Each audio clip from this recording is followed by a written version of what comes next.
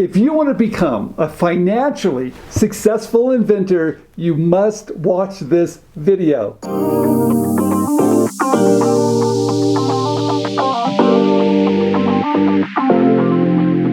Years ago, a very good friend of mine, patent attorney John Farrell, gave me the best advice. He said, "Steve, protection is easy, selling is hard." John produced this video, which I want to share with you, that's going to give you the things that you need to be a financially successful inventor. You know what John calls it? He calls the money you're going to receive from your inventions mailbox money. And there's one thing John also talks about in his video, the difference between being an entrepreneur and an inventor, because there's a big difference. There's another thing that John says, which is absolutely true. He says, no one wants your patent, they want your product. John also talks about when you send a company your patent, that's the wrong thing to do. Before you watch this video, I have to say, John, thank you for producing this video. It's truly fantastic, and thank you for the kind words. So do you have what it takes to become a financially successful inventor? Please watch this video. Watch it, learn from it, and comment down below. I want to hear what you have to say as well. In this video, I want to talk about what it takes to be a successful inventor, to make money from your inventions. And I'm distinguishing in this video between inventors and entrepreneurs who actually want to build and sell product. Hi, my name is John Farrell. I'm a Silicon Valley patent attorney. Welcome back to my channel. Over the years, we've filed more than 10,000 patent applications. In working with so many inventors, I've had a chance to observe some differences between those inventors who've been successful with their inventions and some of those who've not. First of all, I want to distinguish between inventor and entrepreneur. An inventor is someone who creates inventions, someone who has ideas and generally reduces those ideas either to a drawing or to some prototype. By and large, inventors are mostly satisfied creating new ideas. Often these are hobbyists or tinkerers or just people who love to solve interesting and challenging problems. They don't have a huge desire to start a business, to manufacture product, to distribute or to sell their product.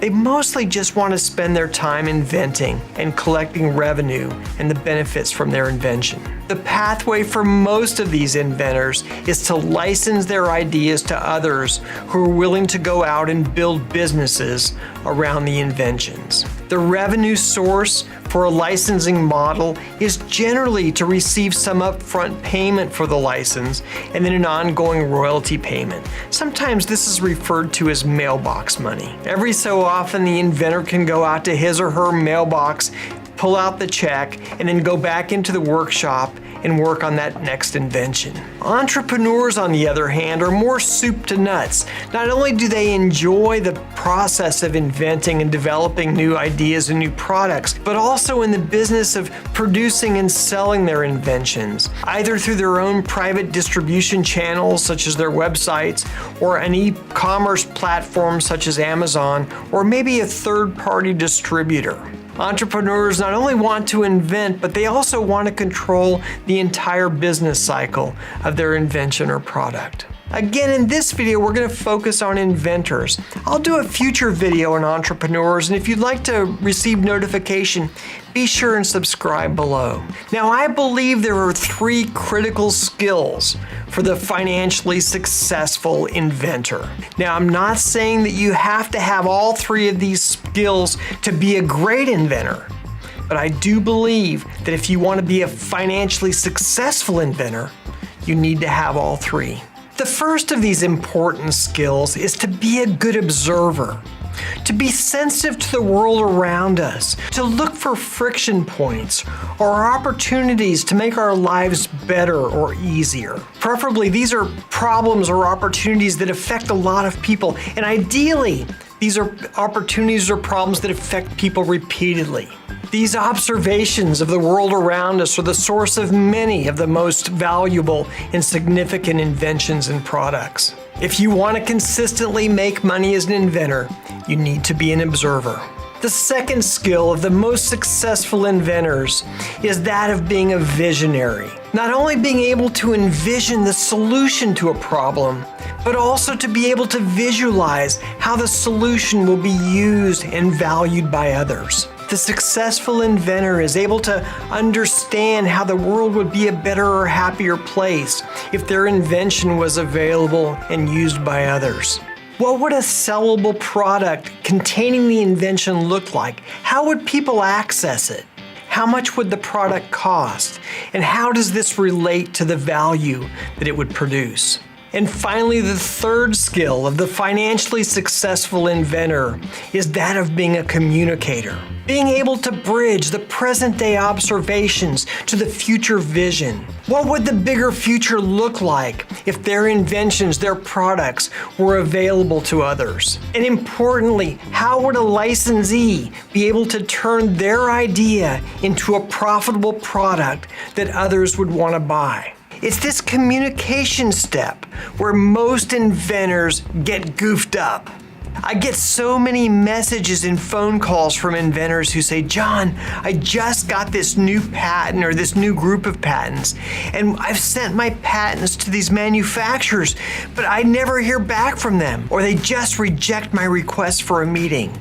What's going wrong? Why don't they want my patents? What's going wrong is that they're confused about what they're selling. Nobody wants their patents. What they want is their products. What they want is better sellable innovations for their customers that will make the lives of their customers better and happier. What they're looking for is products, not patents. When you contact a company and you send them a copy of the patent, more likely than not, the patent's going to be referred over to the legal department. The company's just going to armor up and feel threatened. It's important to understand that patents are legal documents. They're like cease and desist orders. You send patents to infringers, not to potential partners or customers. Yes, it's important to have patents because you may need patents if your future partners decide to go around you or to proceed in selling your product without paying you. But trying to open a business relationship by sending the implicit threat of a patent lawsuit is something that you might see in a mafia movie. Here's my patent. Let me make you a deal you can't refuse. And imagine just for a moment that a stranger came up to you on the street holding a hand grenade and invited you to have a cup of coffee and discuss the possibility of being future besties. You'd be thinking, this guy is either a psycho or he's just too clueless to be wasting any time on. Nobody wants your patent. What they want is your product. My friend Stephen Key is a gifted and successful inventor of more than 4 decades, and he's an absolute genius when it comes to helping manufacturers and distributors see the value in his inventions. Stephen has a company called inventRight that helps inventors learn about licensing. I'll put a link to it in the description section below. But aside from being a creative inventor, Stephen's superpower is in communicating value and emotion with simple supplies like poster board and Elmer's glue. I've watched Stephen in the past, for example, with his inventions, where he would choose a toy company, for example, and he would mock up packaging for that specific toy company so convincing that I'm sure that the leaders of that company, the executives of that company, were absolutely convinced that this was a product that was already on their shelves. One of the things that has made him so successful is his ability to help licensees envision what his inventions will look like as their products. As a successful inventor, it's important that you be able to help your manufacturers and your licensees envision how your inventions will be future successful products. And although it seems as an inventor really tough to be able to sell your inventions and to get licensees and manufacturers interested in your inventions, understand that these manufacturers need your products, need your new ideas every bit as much as you need them. Okay, that's really all I have to say today about inventing for money. And although only you can be the visionary to sell your invention, to sell your idea to potential licensees and manufacturers, if you need help with your patents, I'd be happy to assist you with that. You can contact me at the email address below. Thank you for watching my videos. Like and subscribe. I'll see you on the next one. John, thank you very much for doing that video. It was fantastic. Everyone, if you need help protecting your invention, please contact John. His information is down below in the comments. If you're not sure about this and you need a little help, please give us a call. We have a program called Gateway where we do everything for you. We know how to reach out to the right companies. We know how to reach out to the right people. We know how to make sure your marketing material is communicating correctly so they can look at it, they can make good decisions. We know what questions they're going to ask, and we can be prepared for those questions in advance. And when that licensing agreement comes over, we can help make sure it's a fair and balanced licensing agreement so everybody's happy. Basically, we're doing all the work for you. It's our program called Gateway, and if you need help on any of this, please pick up the phone, call us, and let's see if Gateway is right for you.